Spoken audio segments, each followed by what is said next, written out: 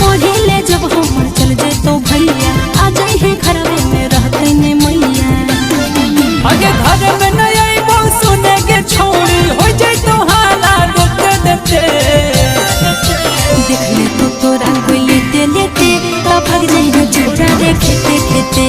देख ले तो तोरा कोई लेते लेते तो भाग जाए है छोड़ा रे खेते खेते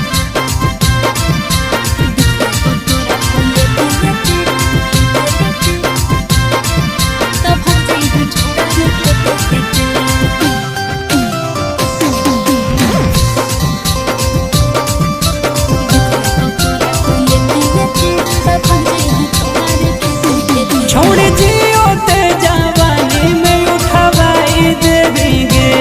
जब वही तो गुआ वाला तो कुटवाई देंगे प्यार कोई ही ओरे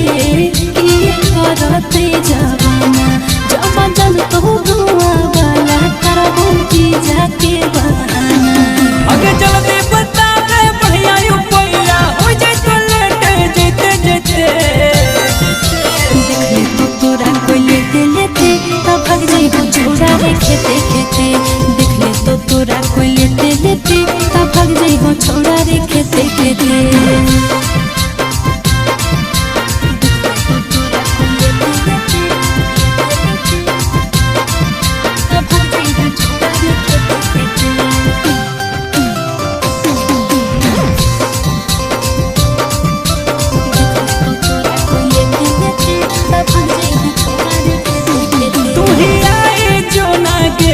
छोड़ी बगीचावा के पास अब हो नहीं हमारा तोरा बिना बरदास